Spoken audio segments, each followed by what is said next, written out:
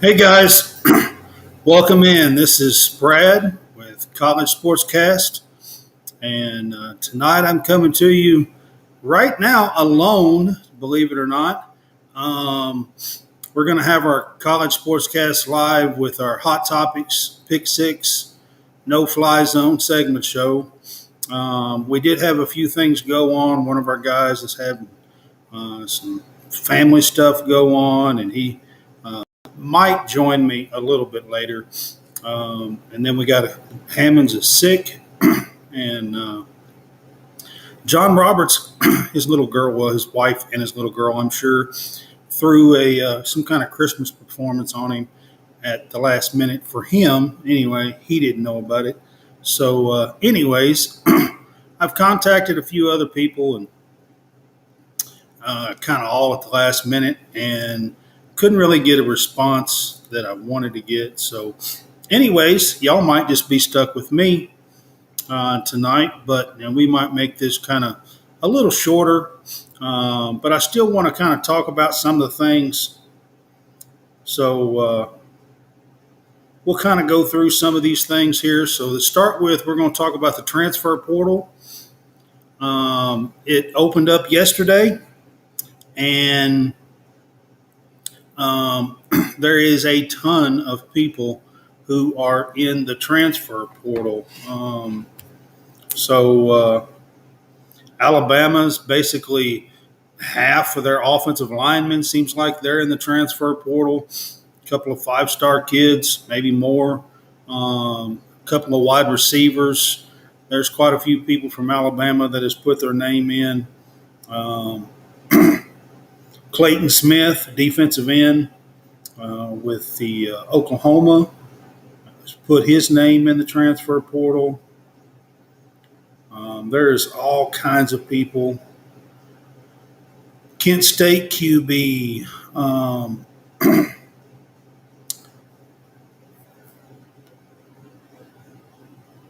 Let's see. Josh Beck, wide receiver from LSU, has put his name in.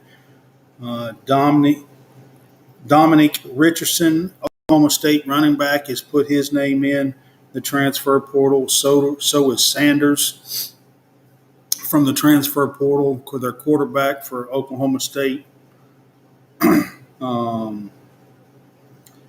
There is name after name after name.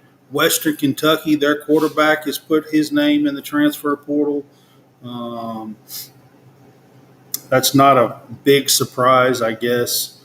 They've done that before and had a guy come in, throw for tons of yards and stuff, and then try to transfer out here at Western Kentucky. And I say here because I'm literally about 20 minutes from Western Kentucky's campus. Miami's had quite a few people put their names in. JT Daniels put his name in the transfer portal again, let me say. I'm not sure how that one will go. He has transferred several times, so I'm not exactly sure how that'll go with JT Daniels.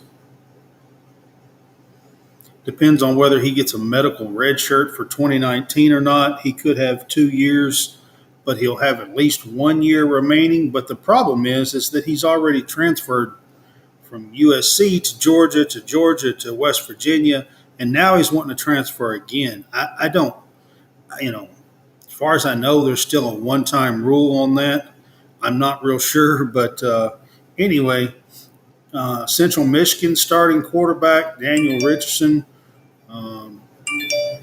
has put his name in as well. Let's see. I got 3 names from the Florida Gators that's put their name in. Avery Helm, cornerback, wide receiver Reynolds, and running back Lorenzo Lenegard have put their names in. That's all from today, earlier this morning. Some of those names are that I talked about. There was a bunch yesterday that put their name in from Oregon, Alabama, Texas A&M. Um, they all have double-digit transfer portals names from Oregon, Alabama, Texas A&M. So I mean, that's that's a lot of people to lose, especially if you're trying to play a game and in a bowl. So I still say that's a lot of people to lose. Um, so Arkansas's had a few transfer. I mean, just about every team across this. Kentucky's had about 5 or 6 that I know of that's put their name in the transfer portal.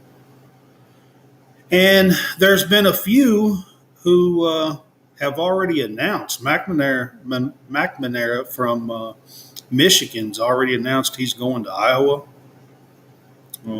There's been a few, that's already announced where they're going, which is kind of Davis, the Vanderbilt running back, put his name in the transfer portal.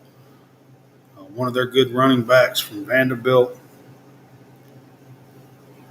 I mean, we're in a different time with all of this stuff, and all these kids. Something happens with the coach, or they don't like what their playing time situation or whatever. I mean, they just transfer out. I'm not, somebody like JT Daniels. I'm really not okay with him transferring, going to 4 different schools in 4 years or whatever. I just don't think that's right. I don't think that they should allow that. I don't think they should allow him to transfer like that. That's just my opinion. I don't, to allow a kid to do it one time or something, and maybe, given an exception and do it twice is one thing, but I just don't see it. But there is all kinds of kids in the transfer portal. Most of these teams will be trying to swoop in and pick a lot of talent up. To be honest with you, I think Kentucky's going to be one of them that tries to pick up a lot of talent. There's going to be teams all across the country. Arkansas has lost a lot, and they're going to be trying to scoop up theirs. I mean, every team in the country is going to be doing it basically. So I kind of wanted to start out with the transfer portal news. If you're listening, if there's anybody that you can think of, DJ from the quarterback from Clemson put his name in. Devin Leary, I want to say Dennis. Devin Leary from NC State put his name in. So there is some big names out there, especially in the quarterback realm, that has put their name in the transfer portal. Excuse me. So, if there's anybody out there that y'all want, if you're on with me, if there's anybody out there that you want to mention or go ahead and chat with me, hit me up. I'll try to put you on with the chat on the screen and try to discuss any questions or anything that you guys might have with me today. Since it's just us right now, that'd probably be the best way to handle it. So that was the first thing I wanted to talk about. And the second thing I wanted to talk about tonight was any coaching changes and stuff that's going on. So one of the more interesting coaching changes that's happened in the last couple of days since we were on Sunday is Scott Satterfield left Louisville and went to Cincinnati, which is interesting. So Louisville and Cincinnati for a lot of years were a big rival. They're only about 100 miles away. They were in the same conference for many, many years when I was growing up, and they were in the old Metro Conference together. They were in the Great American, whatever it was that they were, the Conference USA, they were in together. And for a lot of years, they were in the conferences together. Now they've split. Cincinnati's been in the AAC, and Louisville's been in the ACC, and now Cincinnati's going to the Big 12 in a year. But what makes this even more interesting is that Louisville and Cincinnati are playing in a bowl game on December 17th. So he's leaving the school to go to the other school, and it's just kind of an interesting situation. It's going to make for an interesting bowl game.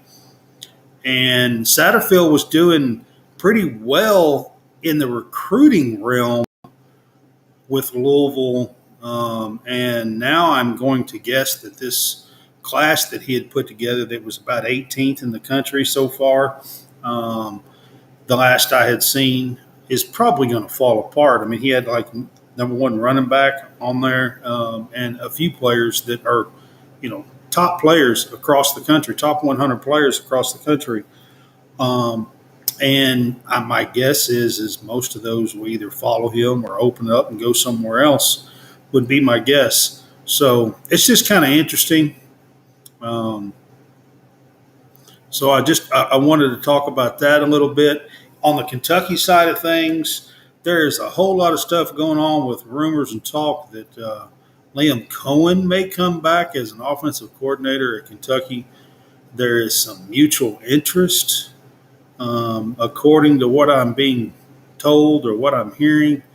And but he's still with the Rams. The Rams, I think, picked up Baker Mayfield tonight off the waiver wire because he was waived by the Panthers, I think, yesterday or the day before.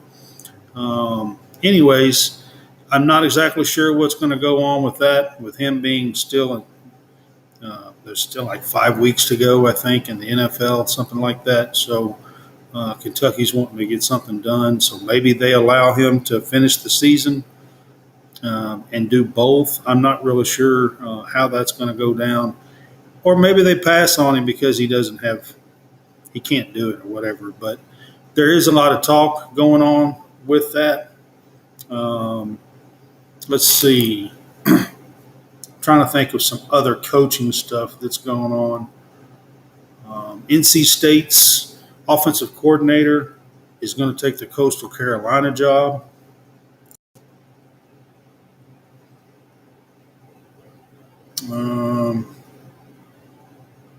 Of course, Deion Sanders is going to Boulder, Colorado to coach the Buffaloes, which I think is a very interesting hire.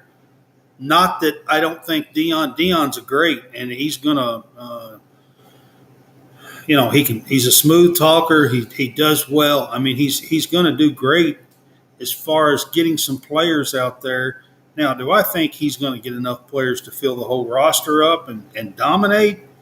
I'm not so sure, but I think he'll definitely get them going in the right direction, and then something else will come along in 2 or 3 years, and he'll probably leave and come and go somewhere warm. To be quite honest with you, it's kind of hard to see Deion bundled up in the cold and the snow and everything. And as far as I know, Deion never played that. I mean, he played in San Francisco, Atlanta,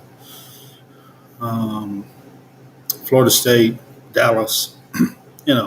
So, anyways, those are some of the things that I wanted to kind of talk about. Oh, yeah, one more coaching thing that I wanted to mention. So Barry Odom is going to be named, who has the old Missouri coach who has been the DC for Arkansas the last couple of years, is going to be named the head coach of UNLV. Looks like that's going to happen. TCU's Riley wins the Broyles Award as the top assistant. So that's some coaching news.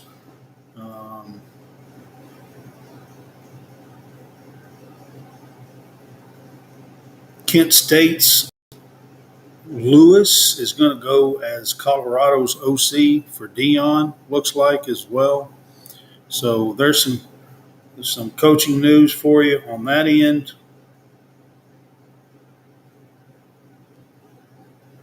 So that'll kind of get you started there with some of the coaching news. And then I'm going to go to what we normally call my pick six. Um, my pick six is going to be my top six teams that I've seen so far in the college basketball world. Um, I know Houston's number one, and I've seen a little bit of them, but I haven't seen a whole lot. They haven't impressed me with the way they score. They won two games by 5 points at like 53-48 and 48-44 or 48-43 or something like that. And I just got a feeling they're going to come across somebody that's, I'm not so sure that I would have them as my number one team. Texas looks really well. Virginia looks really good. Definitely have to put them two teams up there on the college basketball side of things. I have to go with Texas, and Virginia is going to be two of my top six teams. I'm not necessarily putting these in order, by the way. Just kind of going through and looking at some teams and the way that they have played. Illinois started out really good. Now, I think they took a loss the other night, so I'm not sure if they would be in my top six. But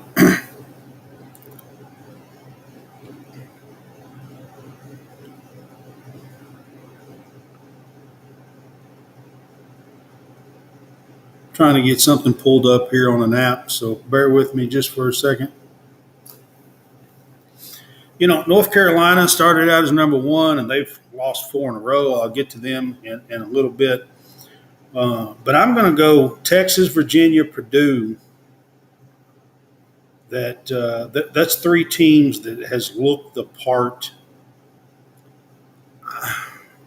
UConn has looked the part so far. I'm going to put them in there.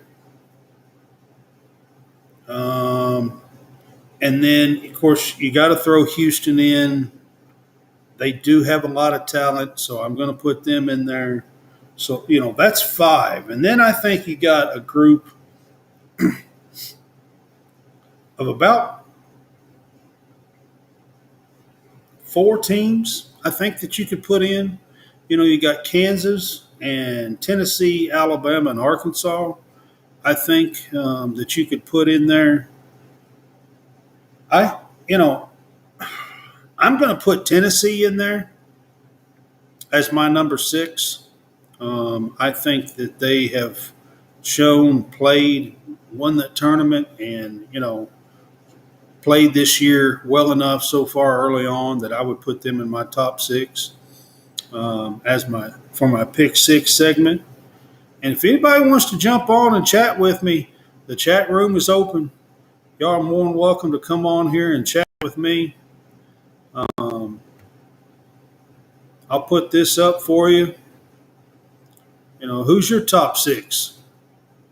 Who's your top six basketball team so far? Who have you watched that you think is playing head and shoulders above everybody else? Is there anybody that I didn't mention that you think ought to be there? I'll throw that out to y'all first and start with, and we'll see if I get anybody out there chatting with me or anything like that. So just want to put it out there. Who's your top six college basketball teams that you've seen so far? I kind of named mine. Like I said, Illinois started out pretty good, and there's other teams. Maryland has looked really well. Kevin Willard has got things going in his first season there. And speaking of Kevin Willard, going to have one of his assistants on our show tomorrow as a special. I'll pull that up a little bit later on the ticker down there. Dan McHale is former coach's name. And while I'm talking about it, I'll put him up there. We're going to have him on as a special tomorrow. He's going to come on around 1 o'clock Eastern Time. And he's a former head coach for Eastern Kentucky University. He's also been an assistant coach under Rick and Richard Pitino and Kevin Willard. He's also a UK grad, and he started as a UK grad assistant, to be honest with you, I think, in about 2001. Might have been under Tubby, I believe. But he started as a UK grad assistant and then went on to Louisville. He's been at Seton Hall. He's been at Minnesota. He's been at Iona with Kevin. He's been New Mexico. So he's been quite a few places. He also was the head coach at Eastern Kentucky University from 2015 to 2018, I believe.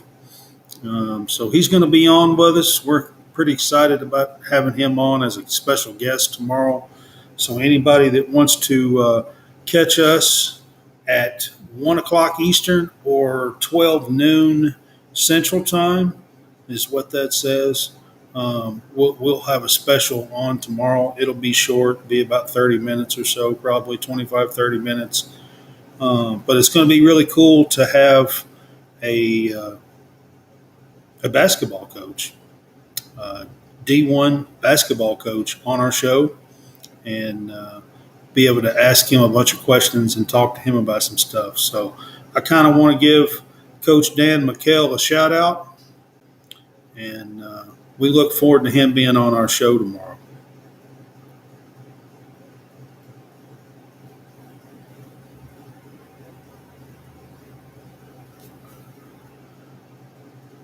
All right. Anybody on that wants to list their top 6 teams with me?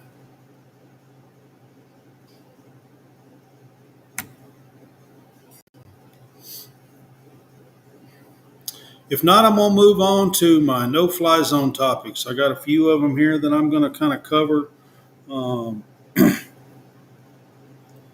The first one I'm going to talk about is this is the first year in the college football playoff era that either Alabama or Clemson is not in the college football playoff.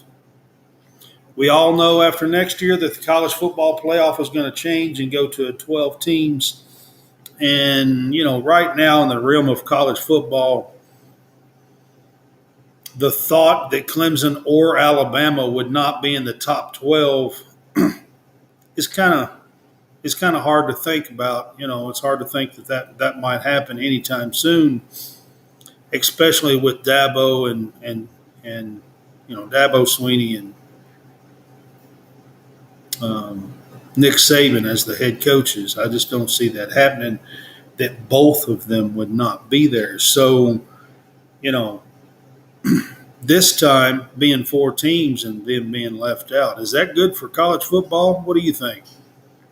I just thought I'd ask that question, whether or not the fans or whether or not the guys that are normally on with me, would think that that's good for college football. I'm actually on the side that I'm going to say that it is a fly, that it is good for college football. I think that not every year, of course, but I think it's nice to see other teams get in there and get mixed up. It's good to see TCU in there. This year we have 2 Big Ten teams in. Most of the time over the college football era, it's been 2 SEC teams in. So, we're going to see how that goes this time with both Michigan and Ohio State both making the college football playoff top 4. So I think that's a pretty big deal for college football. And it's interesting to see with both, like I said, Alabama and Clemson not being in the college football playoff, which is the first time ever. So All right. So I talked about the transfer portal opening up yesterday and all these players leaving. What's y'all's thought on is it okay that the transfer portal opens up like this right before all the bowl games and, you got 6, 8, 10, 12, 15 team guys leave the team, right in the middle, right in the middle of, semester ending and bowl prep. And, I don't know if I'm okay with that, really. I think it wouldn't be bad for the transfer portal to wait a couple of weeks, to be honest with you. But I'm not so sure. I mean, you guys tell me what you think on that with the transfer portal. Um, I'm just not too sure. Who if it's okay for these players to leave right in the middle, right after the season's, the regular season's over with, and you still got your bowl prep and your bowl season to go, and all these people are walking out. I mean, Alabama, most of their offensive line put in the transfer portal yesterday. So are those kids going to play? Now, last year with Mark Stoops, there was a few kids that played, went ahead and played, even though they were transferring. So, it's interesting to see how it happens with different coaches and stuff. Some of them go ahead and transfer out. Sometimes the coach has them suit up and play for them. They've been part of the team all year, and I think that's kind of the way to go. That is for me anyway. And then I'm going to move to North Carolina Tar Heels.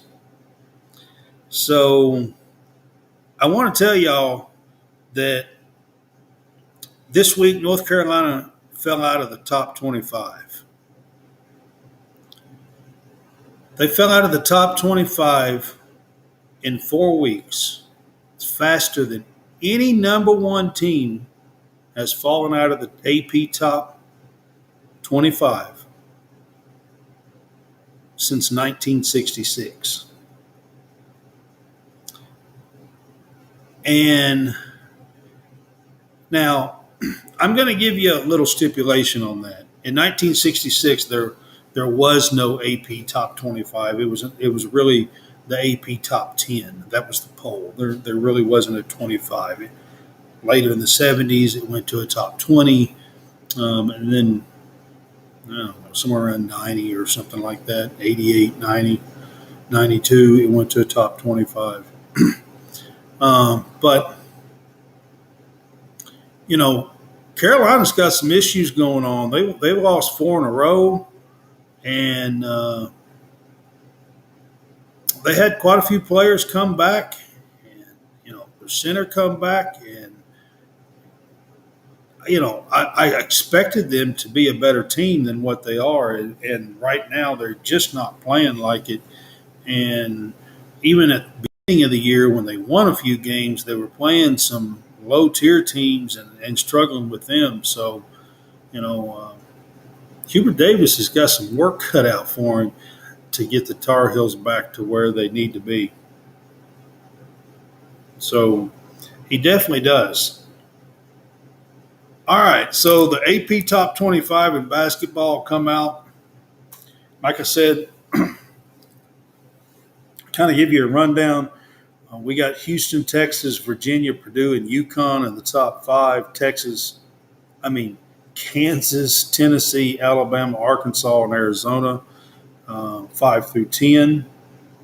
Then you got Auburn 11, Baylor, Maryland at 13, Indiana at 14, Duke at 15, Kentucky 16, Illinois at 17, Gonzaga fell to 18.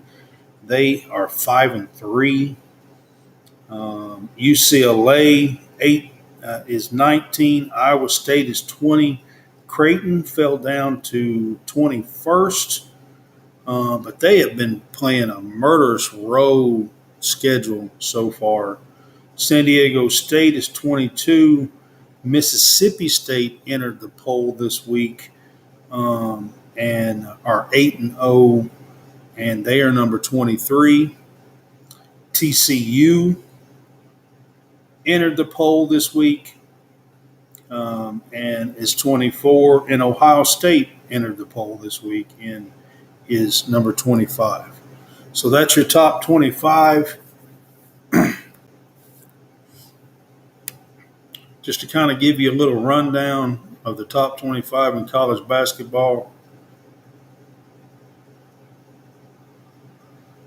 And then I'm going to look ahead. So Illinois and Texas is playing right now while we're speaking, which is going to be a really good game to watch. If you're watching the Illinois-Texas game, it's halftime. It's 37-34. Illinois. And that's in the Jimmy V Classic. So just kind of want to throw that out that Illinois and Texas is playing right now, the number 2 and number 17 team. And, that's a good game to catch right now. Also playing right now is Arkansas. And they're actually behind at halftime. Arkansas is. UNC Greensboro is beating them 26-21. And Arkansas is ranked 9th in the country. So, that's a big deal for them. UNC Greensboro is one of those schools, they always seem to, play really good there, pick up good, solid players, and they gel and put a decent team together most of the time. Houston plays tonight. Virginia plays tonight. Baylor plays tonight. All of these are games, to be quite honest with you, that they should win. Now, a late game tonight is Iowa and Duke. Iowa fell out of the top 25, but they're only 6-1, and that should be a fun game to watch later. It's on ESPN tonight. Maryland and Wisconsin play tonight as well. So those are both late, ESPN2, 8 o'clock for the Maryland, Wisconsin, and 8:30 on ESPN for Iowa and Duke.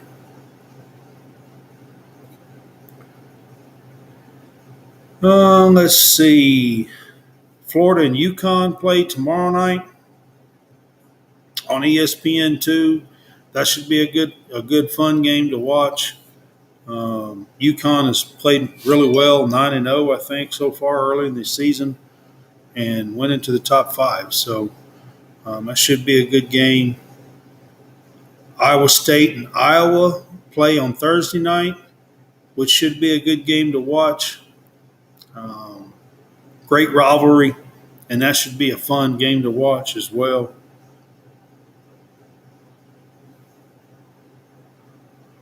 Washington and Gonzaga play on Friday night, and Pacific Northwest teams out there grueling it out. Gonzaga needs a win. They don't need to lose that game. Gonzaga needs a win. So,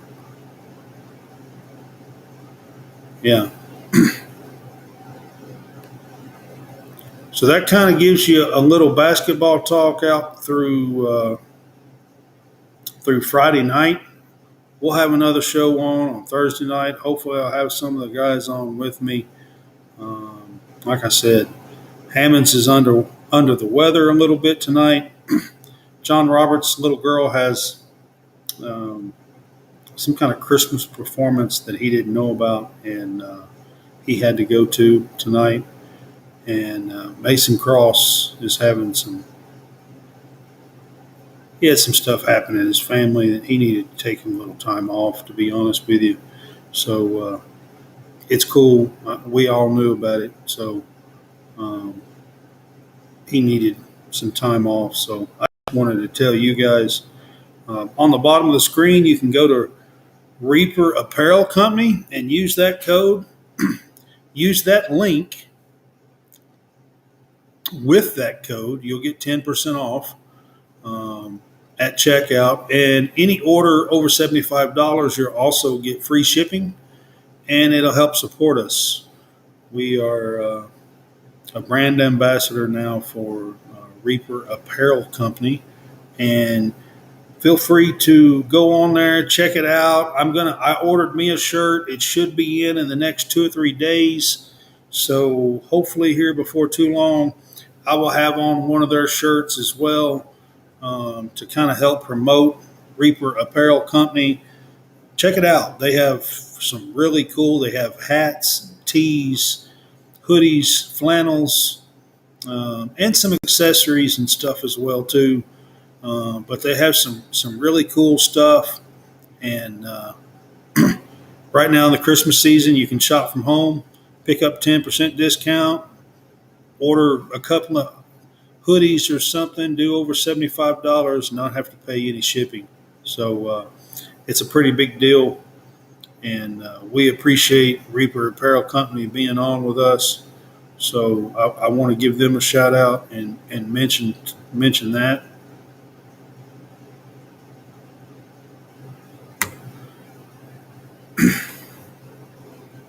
And then I'm going to switch real quick to the girls basketball side. So the girls basketball kind of got interesting over the weekend. So last week, Caitlin Clark from Iowa had one hell of a week, to be honest with you.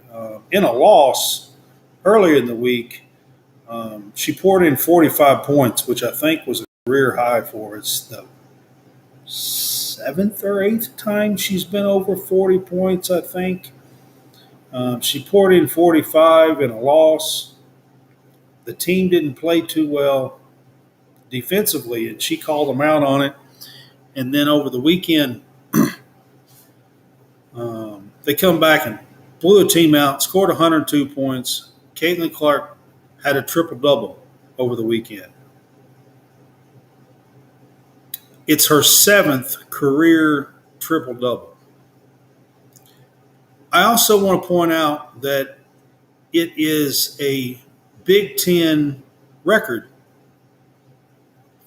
career record, to have the seven triple doubles in a career. Now, having said that, and most people are going to say this might not be true, but I want to throw this out there. It is the overall career record triple doubles in the Big Ten, men's and women's basketball. She owns the mark for the entire history of the Big Ten. The Big Ten had players such as Magic Johnson, and for her to hold the career Big Ten triple double record is a pretty big mark. So I wanted to throw that out. There were some injuries over the weekend. Fudd from UConn got hurt. A report coming out today that looks like it's some kind of a knee issue, that she's probably going to be out 3 to 6 weeks. And they got beat by Notre Dame when she got hurt. So, that's going to be an issue for UConn, who is, right up there with one of the top teams. Tennessee, I'm not exactly sure what's going on with the Tennessee girls. They were preseason number 5. They've got a girl that's out. Jackson's been out indefinite with them. There's really not a good time frame. They also had 2 girls out over the weekend with a concussion protocol. And my gosh, they're like 4 and 5 or something. They have lost quite a bit of games and completely out of the top 25 and all that. But it's worth noting. And then, I don't know if anybody caught it last night, but George Washington and TCU were playing a girls' basketball game last night. And 2 players got into it, started swinging and fighting, and benches all come out. And it was basically a brawl. And 8 players got injected last night, George Washington and TCU. 5 George Washington girls and 3 TCU girls were ejected from this game last night. So, girls basketball is just as fiery and means just as much as anybody else. And I kind of want to throw that out there. It was a fun game to. I seen the some of the highlights for that game, and I watched the entirety of the issue that happened with the fight and everything, and it was just kind of fun to watch, to be honest with you. So, um, Stanford's coach, she set the mark, eclipsing Pat Summitt for weeks in the top 25 as a coach. 619, passing the legendary Pat Summitt from Tennessee um, as the coach for weeks in the top 25. So they're ranked second in the country. And Hannah Jump is knocking down shots left and right for them. So if you're a girls basketball fan, catch them. Of course, South Carolina's got one of the probably the best team in the country. They're going to be the one to beat. Stanford played them a couple of weeks back and couldn't hang on. But just to kind of give you guys an idea of rundown with a little bit of girls basketball, that kind of gives you a little bit. I'm not going to hold you up a whole lot longer tonight since it's just me. I do want to say that we're live on Facebook, YouTube, Twitch, and this will be on my Twitter, Brad CSCast. Follow me, follow our YouTube, follow our Twitch, follow our Twitter. We're on Linktree. You can find us on we have a merch shop. We have the Reaper Apparel Company. We have a TikTok, College Sportscast. Look us up on TikTok. A lot of fun things. We're on Apple and Spotify and all kinds of podcasts with audio as well. I turned this into an audio, and we have an audio. So we're on all kinds of stuff. Normally, I have some more guys on with me. Tonight, there was just a lot of stuff that happened. So I'm not going to stay on forever with you guys. I appreciate everybody who tuned in and listened. Again, before I get off the show, I do want to mention that Dan McHale, Coach Dan McHale from Eastern Kentucky, is going to be on with us tomorrow as a special. We're going to be doing that at noon Central Time, 1 Eastern Time. He was the former coach of Eastern Kentucky University here in Kentucky. He started as a grad assistant at UK, went on to coach with Rick Pitino at Louisville, left and went with Kevin Willard to Iona and Seton Hall, and then was with Richard Pitino at Minnesota. And he is now, and then I'm not exactly sure if he is currently with them. I think he is.